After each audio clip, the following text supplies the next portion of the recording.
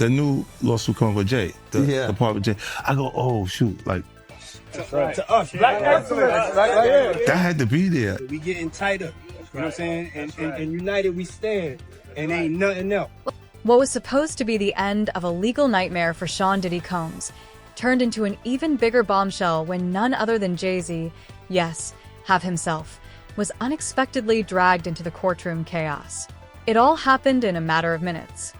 Now, I bet you want to know why Jay-Z and Beyonce's name keep popping up around the whole Diddy thing. Well, that's why I'm here. Now, first thing you gotta know is when somebody like Diddy gets taken down, things always start out as a rumor. Diddy has had rumors floating around for like decades. Well, Jay-Z had a problem. He right there in the corner, by the way. Jay-Z has had a few rumors himself, but more like speculation. People see Jay-Z in a picture of R. Kelly, they're like, I guess they both make music. Then Jay-Z with Harvey Weinstein. People are like, I guess they both do business. Then, of course, Jay-Z with Diddy. Now, hold on. Here's the thing. Jay-Z and Diddy go way back. Like back to the days when they were both coming up. So you could say they might just have a lot of respect for each other. But on the other hand, people are like, well, if you've known each other that long, Jay-Z, you must have known what Diddy was on. But Jay-Z has always had a history of keeping quiet, which brings us to Aaliyah. Now, I'm sure y'all remember R. Kelly dated Aaliyah when she literally needed her parents' permission slip to get married. Now, if I remember correctly, her parents got the permission slip and said, marry who?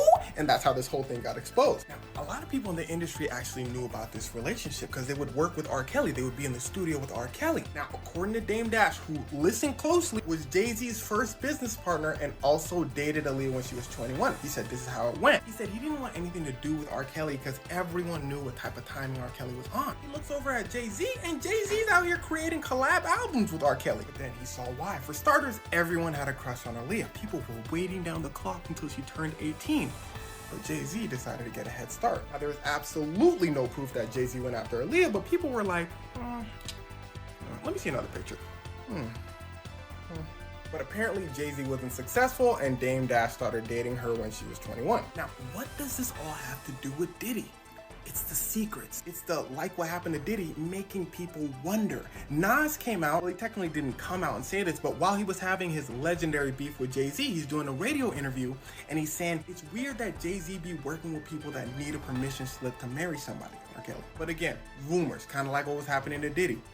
But then this lawyer comes out and says, boy, do I got some news for y'all. And here's where it starts to get wicked. Now, he's going after Diddy. Specifically, listen closely, anyone that Diddy might have done something to, or anyone who's watched Diddy do some of these things and stayed silent about it. Now, first of all, the lawyer's taking calls from anyone. So theoretically, anyone could just call trying to get some money saying Diddy did this to me, Diddy should pay me. But in the lawyer's defense, I'm sure he's looking for people with proof. Honestly, I don't know him. He could be trash. Anyway, what he said next is what got people interested. He said, and I got some names. He said some wild names. Some names that will blow your mind. He's selling this. He's saying, yo, y'all finna wild out when you hear these names. I'm not gonna say it now. But y'all finna wild out. So people are like, Now, in Beyonce's case, it's just because she's married to Jay-Z and she's been in the industry for like 20 years. People are like, you must have known something. But that's all people have. Now, in Jay-Z's defense, he's famously all about the money. As far as we've seen, he's always been around Diddy for like a public event or when money's involved. Diddy had just been declared not guilty in his federal RICO case. Months of stress, speculation, and nonstop media coverage had finally ended. The courtroom was tense. His legal team exhaled. Diddy closed his eyes for a second, seemingly relieved. It was over, or so we thought. Because just as the verdict was read and reporters raced to file breaking news, a clerk handed a sealed envelope to the judge. The judge opened it, scanned the contents, and his expression immediately changed. What followed sent shockwaves through the courtroom: a new subpoena, a new name, Jay-Z. In an absolutely jaw-dropping turn, the judge announced that new evidence submitted during the trial had triggered a separate inquiry involving Sean Carter. The courtroom froze. Diddy, who seconds ago was basking in legal victimation. Of course, regardless of whether information qualifies as exculpatory or impeachment, it must be disclosed in time for its effective use at trial. And the defense continues, moreover, because the government continues to refuse to identify who it views as a victim, also means that the government is also failing to meet its Brady and Giglio obligations with respect to any other alleged victim. Requiring Mr. Combs to follow up on all exculpatory evidence in the 6 weeks before trial is unconstitutionally burdensome. 3,500 materials should also not be produced with an attorney eyes only designation, particularly if the court adopts the government's proposal to delay disclosure of such material until March 21st, 2025. Defense counsel will need Mr. Combs' assistance to properly review the material and effectively prepare for trial. Now, finally, the parties they agree for once. They agree about the witness and exhibit list. The prosecution proposes submitting that list 3 weeks before trial, April 14th, 2025. They say earlier than that doesn't make sense because those motions in limine excluding evidence or arguments won't have been decided yet, and that will affect who or what the government will present. They say the defense can present its list by April 25th, 2025, so that's 1 week in advance of trial. The defense agrees to both. And then both the prosecution and the defense agree to April 11th as the deadline for the jury questionnaire forms. So those are sent out to prospective jurors across the jurisdiction, starts the whole jury selection process on who will be called into court for further questioning and examination. And also both sides agree to April 25th as the deadline for requests to charge or voir dire. That's the more specific process for selecting the jury, and also proposed verdict forms to be submitted. So in the end, what do you see here? You see a little gamesmanship, you see a little strategy, a little practical difficulties all at play here. Remember, it is the prosecution's burden. The defense arguably wants to trip them up, right? They don't want them to be as prepared as possible, trying to take any advantage they can. So this unidentified Jane Doe has sued both Jay-Z, Sean Carter, and Sean Diddy Combs. This is out in New York. This is out in New York federal court, to be more specific. And she is claiming that when she was just 13 years old, she was raped by both of these musicians at a Video Music Awards after party back in 2000. And now Jay-Z, who is adamantly denying the allegations, is not only trying to get the whole case dismissed and thrown out, but he is also asking the court to impose sanctions upon Jane Doe's Texas attorney, Tony Busby. Now, this may sound very familiar, by the way, because this has been an ongoing legal war between Busby and Jay-Z and his legal team. Accusations that Busby engaged in extortion, that his firm pressured a client to lie, that Jay-Z's camp has been engaging in intimidation and harassment. Jay-Z called Tony Busby a deplorable human being. He even filed a lawsuit against Tony Busby. And by the way, Jay-Z and his legal team, their position was that Busby had extorted the rapper, that Busby allegedly threatened Jay-Z during negotiations that he would go public with these claims. Jay-Z says these are false claims, but public with these claims unless Jay-Z agreed to pay what they claim is a, quote, exorbitant sum in private mediation within a 2-week period. Jay-Z says that when he refused, that is when he was named by Tony Busby in the lawsuit. Remember, this lawsuit first came out. It was only identified as unnamed celebrity A, and then in an amended complaint, Jay-Z was identified as celebrity. Looked like he had seen a ghost. According to sources close to the case, the surprise mention of Jay-Z came from a confidential witness who dropped a bombshell in closed-door testimony. That witness alleged connections between Diddy's business operations and financial dealings that they claimed also implicated Carter in a broader network of corporate shell strategies. Let's be clear, Jay-Z hasn't been charged, but being named in court like this, it's serious. Diddy instantly lost it. Witnesses say he slammed his hands on the table, shouting, "Why are you bringing Jay into this?" He got nothing to do with it. Security moved in. Court officers tried to de-escalate. One of Diddy's attorneys had to physically restrain him from approaching the bench. Cameras were rolling. Reporters captured every second. The courtroom was chaos. And the internet. It exploded. Before the news had even finished leaving the judge's lips, number Jay-Z subpoenaed was already trending. Headlines popped up across every platform. Jay-Z dragged into Diddy RICO fallout. Hub's name dropped in final minutes of trial. New York power duo under fire. Social media lost its collective mind. Memes, wild theories. To engage in sex work for him during his white parties from 2004 to 2009 at defendant Combs' homes in Miami, Florida, and Hampton, New York. Again, we do not know for sure if she is now a part of this criminal case, but that's where my mind went, okay? I thought about the time frame. I thought about her civil lawsuit. It's not outside the realm of possibility. So again, we don't know for sure if she's an alleged victim or a key witness in this case, the same way we don't know for sure if Cassandra Ventura is either, but, you know, we're looking between the lines. Oh, and by the way, let me just add this. Generally speaking, several lawsuits have alleged illegal conduct committed by Combs between 2004 and 2008. Okay. Now, one other thing I have to mention about this, the significance of this change, is that the original complaint had 2008 to the date of the indictment. Now it's 2004 through in or about 2024. So that signifies to me they may be talking about a criminal enterprise engaging in illegal activity even after the indictment. And that's not surprising because, as we reported here on Sidebar, Combs has been accused of breaking the Bureau of Prisons rules as he's locked up at the Metropolitan Detention Center out in Brooklyn, New York. He's been accused of using other inmates' PAC numbers, engaging in three-way phone calls, using others to try to reach out to victims and witnesses. Now, I'm not saying this is what prosecutors are referring to, but there have been allegations that he and those close to him have been engaging in alleged misconduct since his arrest and indictment. So maybe that's why you see the change in that time period. All right, so now let me move on to the next change that I noticed. And again, this is trying to broaden out, in my mind, trying to broaden out the scope of alleged illegal activity from just freak-offs. This is beyond just freak-offs. Why? Because in the superseding indictment, it says now some of the commercial sex acts were freak-offs. So you have commercial sex acts that could be illegal that don't, again, rise to the level of freak-offs. There was also another line in the superseding indictment that was new, and I want to tell you about it. It says on page 6, in connection with the commercial sex acts, Combs provided the victims with, among other things, monetary payments, career opportunities, and payment of rent and housing expenses. That is a new line.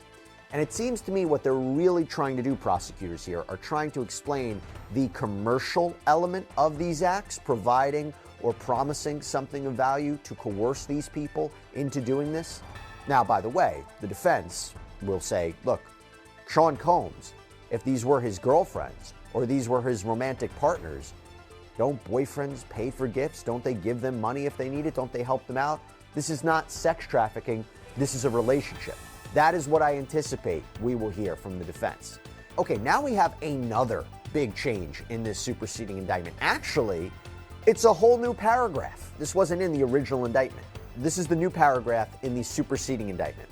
Quote, other commercial sex acts involved only Combs and a female victim. As with freak-offs, other members and associates of the Combs enterprise. Back clips of Diddy and Jay on stage together. They were everywhere. Fans of both artists scrambled to understand what was going on. The Beehive even got involved, demanding answers and throwing shade at anyone daring to implicate Queen Boss husband. Back in the courtroom, the judge clarified. This wasn't a formal charge against Jay-Z, but rather an indication that federal investigators were pursuing a separate thread involving some of the same financial transactions reviewed in the Diddy case. In short, things just got a whole lot messier. Legal analysts immediately began speculating. Was this witness credible? Was this a strategic move by prosecutors to pressure other music mogul? Was this part of a broader investigation into hip-hop business empires? One former federal attorney told CNN, anytime a name like Sean Carter is mentioned in open court under sealed testimony, it's not just smoke. There's usually fire behind it. Diddy's reaction told us everything. Sources close to the Bad Boy founder say he's been shattered by the way the trial ended. What should have been his redemption moment turned into a new scandal, one that could pull down not only him but his longtime friend and collaborator. And let's not forget the history between Diddy and Jay-Z. From parties in the 90s to collaborations, award shows, and business ventures, these two have long been the faces of Black excellence in hip-hop. Now, both names are trending in a courtroom context. Jay-Z's team, meanwhile, moved quickly. Within hours, they issued a statement. Mr. Carter has not been contacted by any law enforcement or investigative bodies. Any insinuation of involvement in unrelated legal matters is false, defamatory, and will be addressed accordingly. But the statement wasn't enough to stop the narrative from spinning. To drum up clients to bring claims against Combs and against Jay-Z. And maybe the attorneys have reached some sort of understanding about the ground rules. Maybe not, but maybe they have, and letting this motion go is part of that understanding. That would be my third possible reason. Yeah, and I know you mentioned that it's speculation, but I think by you kind of explaining that, I feel like that might also be very plausible. I want to go back to what you said during kind of your second explanation, where, I'm sure Jay-Z, from his side, he probably wants this lawsuit just to be, or this complaint to be dismissed, or not even amended in the first place, made in the first place. Obviously, nothing goes away in the blink of an eye, excuse me. But in your opinion, watching all of this legal back and forth that's been unfolding these past few months, do you think there is enough to dismiss, or do you think at a point this will even get litigated? I think it's going to get litigated. If I had to guess, I haven't really studied the complaint against the motion to dismiss, so I don't have a advanced opinion about it. But my reaction to it is that the complaint accuses him of some very bad stuff, and that ought to be enough to move the case forward. That's my guess. Now, remember, at the outset of these litigations, we go through kind of a honing phase where the dispute is sort of narrowed down to certain parties and certain claims. And sometimes the motion to dismiss doesn't get rid of the case entirely, but it gets rid of some of the claims, or it gets rid of some of the parties. I see today, by way of example, there's a brand new filing dismissing defendant Bad Boy Records LLC. There were separate claims against that company, and I don't know where all these companies fit in the pantheon of Bad Boy Records, but that company... Cent, never one to miss a moment, jumped in. He posted a split image on Instagram, one of Diddy yelling in court and one of Jay-Z looking confused. The caption, "You know it's bad when Hob get a shout out from the bench. This movie keeps writing itself." And once again, 50 had the internet howling. Meanwhile, insiders say Jay-Z was blindsided. According to several entertainment journalists, Jay was in meetings for an upcoming project when the news broke. His phone reportedly lit up nonstop with texts, missed calls, and panicked messages from business partners. He led his appearance at a Rock Nation brunch that evening. Beyoncé, who was reportedly furious, posted an Instagram story with no caption, just a photo of the scales of justice. Fans interpreted it as support, but also as a warning. Now, here's where things get even more tangled. That sealed testimony, according to unverified leaks, it mentioned a series of offshore accounts, business partnerships, and shell companies tied to music royalties and artist payouts. Some of those entities allegedly connect back to both Combs Enterprises and Rock Nation. Let's be clear again. Obedient and compliant. So that is very, very similar to the description of the freak-offs. I guess what's happening here, prosecutors might be looking at their case and saying, we're going to describe these alleged illegal sexual episodes, these instances of sex trafficking, and if the term freak-off wasn't used, or it's not characteristic of a freak-off, then a jury could look at this and say, prosecutors, I don't think this is a freak-off as you described. But now broadening it to say, we're talking about generally illegal commercial sex acts that may or may not be freak-offs, that is how they're trying to win this case. That's my take, at least. And I think this is really to solidify and crystallize that sex trafficking charge. And you see the addition of commercial sex acts with the freak-offs. For instance, we see lines like this one in the superseding indictment that creates that separation. Quote, Combs subjected victims to physical, emotional, and verbal abuse to cause the victims to engage in freak-offs and other commercial sex acts. Okay, now we have another line that was changed from the original indictment. In the original indictment, it read, Combs also threatened victims' careers and livelihoods, including if they resisted participating in freak-offs. In the new indictment, it says, Combs also threatened victims' careers and livelihoods, including if they resisted engaging in sex acts with Combs and at times with Combs and male commercial sex workers. They're going beyond the specificity of freak-offs. Okay, we have another change that's pretty notable too. So both indictments, they share a paragraph where they discuss how Combs, if anyone threatened him, if anyone threatened his authority or reputation, meaning... Nothing has been proven, no charges filed, no grand jury summoned, but the mention alone is enough to send shockwaves through the music industry. Industry insiders are calling this the biggest power shift since Suge Knight went down because now everyone's fair game. More subpoenas could follow, more mogul could be named. The Department of Justice is reportedly combing through years of business records. And in an era where hip-hop has become synonymous with corporate expansion, these investigations could shake the entire foundation. As for Diddy, he's reportedly retreated to one of his private estates. Friends say he's devastated, feeling both victorious and defeated at once. He beat the charges but lost the narrative because now he's the man who walked free but pulled Jay-Z into the fire on his way out. And that might be the biggest scandal of all. Stay tuned, because if the last 24 hours are any indication this story isn't ending, it's just beginning. And hip-hop's most untouchable names, they're no longer untouchable. More updates to follow.